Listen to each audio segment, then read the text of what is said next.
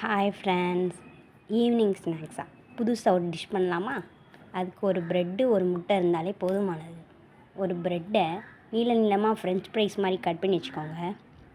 ஒரு முட்டையை உடச்சி ஊற்றி தேவையான உப்பு போட்டு நல்லா அடித்து வச்சுக்கோங்க முட்டையை. அதுக்கப்புறமா தோசைக்கல் சூடானோடனே அதில் ஒரு ஸ்பூன் எண்ணெய் ஊற்றிட்டு நம்ம கட் பண்ணி வச்ச ப்ரெட்டை லைன் பை லைனாக அடுக்கி வச்சு கேப் விட்டு அடிக்கிட்டு அந்த கேப்புலலாம் நம்ம உடச்சி வச்சுருந்த அந்த முட்டையை அதில் ஊற்றிக்கலாம்.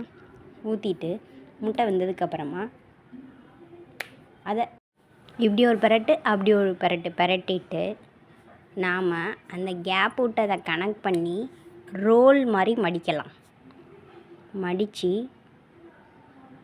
ஈவினிங் ஸ்நாக்ஸாக கொடுக்கலாம் பிள்ளைங்களுக்கு.